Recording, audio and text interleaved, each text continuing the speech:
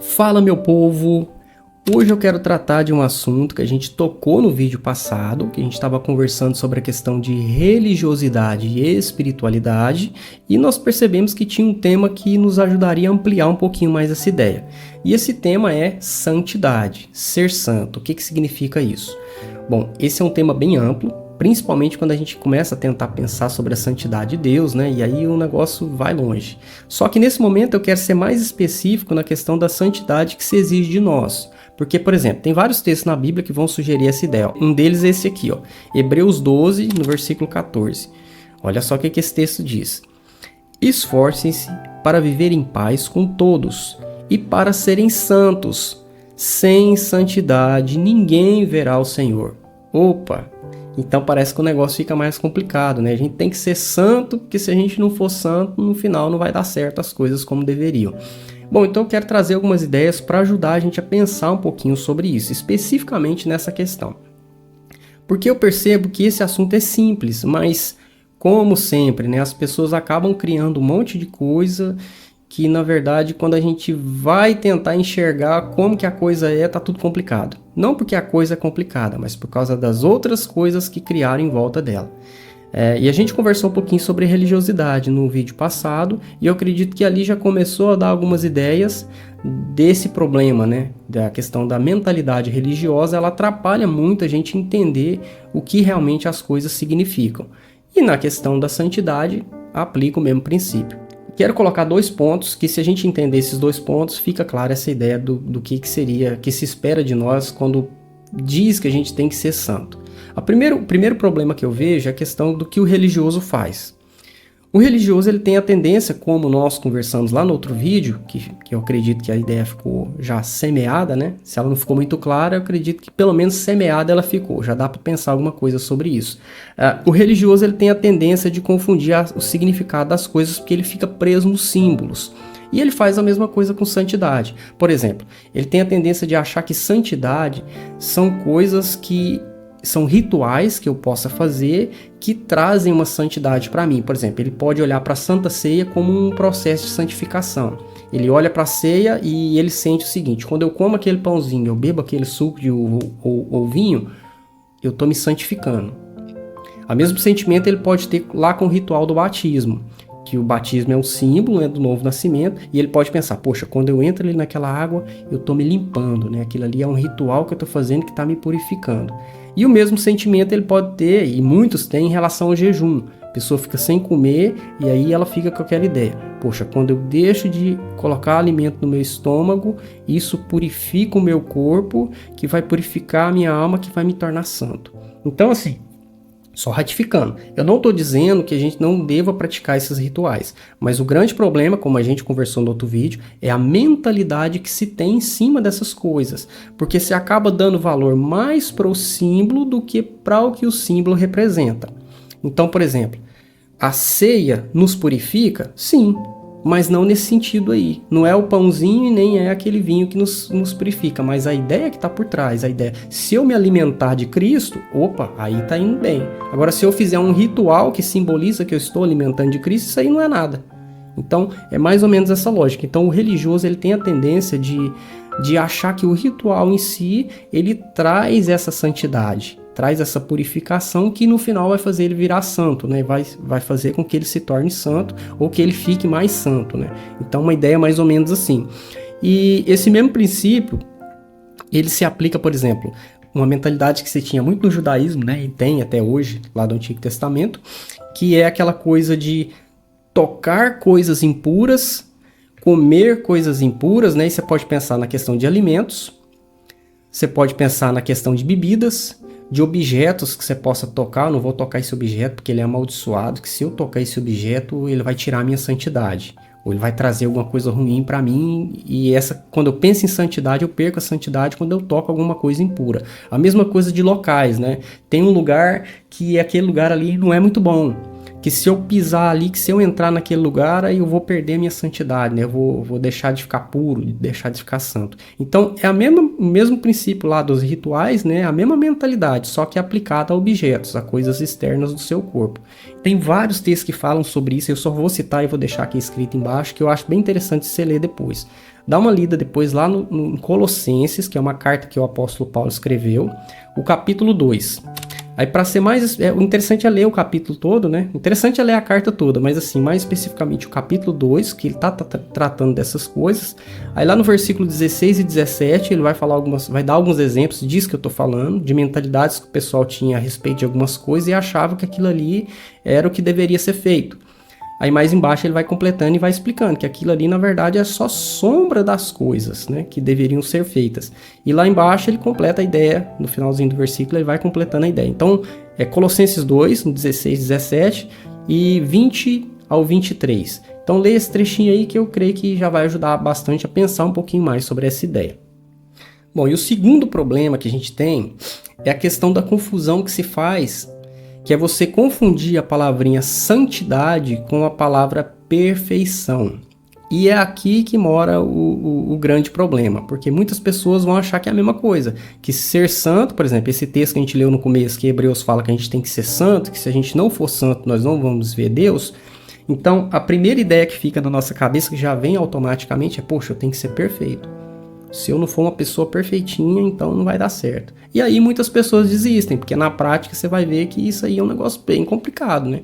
Que por mais que você deseje, às vezes você não consegue fazer o que você queria. E aí muita gente se frustra justamente por achar que santidade é perfeição. E não é. Aí uma coisa que é bem interessante a gente pensar sobre isso, tem vários textos que vão falar sobre isso, mas tem um que especificamente nos ajuda muito a pensar sobre isso. Então um dos textos que nos ajuda a pensar um pouquinho sobre essa ideia, por exemplo, é um texto que está lá em 1 João, no capítulo 3, versículo 2. João diz o seguinte, ó: Amados, agora somos filhos de Deus, e ainda não é manifestado o que havemos de ser. Mas sabemos que quando ele se manifestar, seremos semelhantes a ele, porque assim como é, o veremos. Bom, então aqui João já está escrevendo uma coisa que aquele pessoal já sabia do que ele estava dizendo. Ele não está explicando exatamente o que é, mas o pessoal já sabia o que ele estava dizendo aqui. Que é uma coisa que Paulo escreveu sobre isso, né? Escreveu explicando sobre essa questão, que basicamente seria o seguinte: quando Jesus voltar, nós seremos transformados. Vamos passar por um processo que eles chamam de glorificação. E o que é isso? Basicamente seria o nosso corpo vai ser transformado de uma forma que ele não vai ter defeito mais. E não só o nosso corpo físico, a nossa alma, nosso espírito, tudo que faz parte de nós, todo o nosso ser, nós seremos transformados. E tudo que é de ruim que tem dentro de nós vai ser arrancado e nós vamos ser semelhantes a Jesus. Isso é um negócio bem complexo, né? Que eu acho que até a gente tentar imaginar como seria isso exatamente é meio complicado, né? Porque tá num nível que eu acho que a gente não consegue ainda entender. Mas a lógica mais ou menos para onde que é, a gente já sabe. Então aqui João está se referindo a esse momento, quando ele diz, quando ele diz, agora nós já somos. Então ele está falando, nós já somos filhos de Deus, mas ainda não manifestou o que nós havemos de ser. Então aqui ele já começa a sugerir essa ideia. Poxa, nós estamos num estado provisório e ainda não somos aquilo que, vamos colocar, Deus queria que a gente fosse, ou aquilo que nós mesmos desejaríamos ser. Então, ou seja, nós estamos num estado que ele é provisório. Aí a gente pensa então na santidade aplicada nesse princípio. Exige-se de nós uma santidade, só que ela é uma coisa provisória. Não tem como ser perfeito ainda, porque nós ainda não alcançamos aquilo que deveríamos ser. Só quando Cristo voltar que nós vamos alcançar isso. Então, só por esse texto de João, por essa lógica, a gente já vai clareando um pouquinho as ideias em relação a essa santidade. Só que tem um outro texto que eu creio que ele nos ajuda muito. Apesar dele não estar usando a palavra santidade, nós percebemos que ele se aplica perfeitamente, por causa da lógica da qual o Paulo também vai escrever e vai clarear essa ideia. Esse texto está em Filipenses, no capítulo 3. O capítulo 3 de Filipenses é muito interessante. Eu sugiro vocês que vocês leiam o capítulo todo ali com calma, né? Vai avaliando, porque tem muita informação ali interessante que Paulo está falando dele, falando de quem ele era, né? Comparando a vida dele como judeu, do que ele era judeu e agora que ele é cristão. E aí ele vai olhando para todas essas coisas e vai pensando um pouco na vida dele e chega nesse ponto aqui que a gente está discutindo, né? Chega nessa temática que a gente está discutindo. Então lá a partir do verso 12, eu vou ler do 12 em diante aqui, ele vai falar muitas coisas interessantes. Vou ler bem rapidamente só para colocar os pontos, porque eu acredito que isso aqui tem que ser uma leitura bem pausada que você deve fazer e prestar bastante atenção nos detalhes. Mas olha só, Filipenses 3, a partir do versículo 12, ele diz o seguinte: não que já a tenha alcançado. Aqui ele está falando tanto da questão da salvação quanto da santificação. É um pacote de coisas que, tipo assim, você já entende a ideia do que ele está querendo dizer. Mesmo se você não leu, a gente não leu o contexto aqui, mas já dá para saber. Olha só. Não que já a tenha alcançado, ou que seja perfeito, mas prossigo para alcançar aquilo pelo qual fui preso por Cristo Jesus. Irmãos, quanto a mim, não julgo que o haja alcançado. Mas uma coisa eu faço, e é que, esquecendo-me das coisas que para trás ficam e avançando para as que estão diante de mim, prossigo para o alvo, pelo prêmio da soberana vocação de Deus em Cristo Jesus. Por isso, todos quanto já somos perfeitos, sintamos isso mesmo. Aí ele completa, né? Se vocês sentem alguma coisa diferente, Deus vai revelar isso para vocês. Aí no verso 16, que eu acho interessante também, ele diz: mas naquilo que já chegamos, andemos segundo a mesma regra e sintamos o mesmo. Então, assim, se a gente fosse resumir todas essas ideias, o que ele está falando nesse conjunto de coisas? A primeira coisa que ele fala, que não alcançou. Não alcançou o quê? Ele não julga que tinha alcançado. Você pode pensar tanto a salvação quanto a questão da santificação, que é aquela mesma coisa que João falou. Nós somos filhos de Deus, mas nós não alcançamos ainda aquilo que a gente deveria ser. Então ele está dizendo isso, ó, eu não alcancei ainda. Segunda coisa, eu não sou perfeito. Ou seja, ele já reconheceu isso, que por mais que ele se esforçasse, não era a perfeição ainda. Mas o que ele fazia? Eu não fico preso no passado, mas eu continuo avançando, né? Eu sempre vou perseverando. E essa é a palavrinha que eu quero fixar ela no final, essa ideia de perseverança, né? E o interessante é que ele fala, eu acho que é no 15, né? Por isso todos quanto já somos perfeitos. Ele não falou que não era perfeito e agora ele está falando que é perfeito? Então a ideia que ele quer trabalhar é o seguinte: se você segue esse caminho, é o que se chama de perfeição. Vamos colocar, seria a perfeição provisória, que é o que se exige de nós. Então, você não é perfeito, mas se você seguir esse caminho, é o que Deus espera de nós, é o que a gente vai chamar de perfeição. Vamos trocar agora essa palavra de perfeição por santidade, que no final das contas daria a mesma coisa, né? Então, se a gente colocasse, eu não sou santo plenamente, mas se eu seguir esse caminho, eu estou sendo santo. Então, eu acredito que essa lógica já está bem interessante. No finalzinho 16 eu acho interessante também, que ele fala mais ou menos a ideia de que a gente deve caminhar conforme aquilo que a gente já alcançou. Então, se eu fosse resumir toda essa ideia de santidade, santidade seria sinônimo de ser espiritual. E se a gente fosse resumir tudo esses princípios que Paulo colocou, que João colocou, e fosse juntar todas as ideias que falam sobre santidade e essa cobrança de nós, o que se exige de nós? O que seria ser santo? Seria simplesmente você perseverar com todas as suas forças, com tudo que você já alcançou. Eu acho interessante esse verso 16, né? Naquilo que já chegamos, ou seja, você vai caminhar conforme aquilo que você tem. O que você tem? Qual que é a informação que você tem? Qual que é as capacidades que você tem? Qual que é a força que você tem agora? Então, use tudo que você tiver nesse momento e faça o melhor que você puder para seguir os princípios de Jesus. A palavrinha que eu acho que resume para nós a ideia de santidade seria perseverança.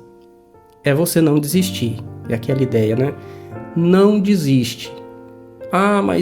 Mas eu tô preso. Não interessa a situação que você tá. O princípio é, você tá fazendo o máximo que você consegue, você tá usando todas as suas forças, tudo que você tem nesse momento, para você obedecer às coisas que Jesus ensinou, para você entender o que são e para você obedecer.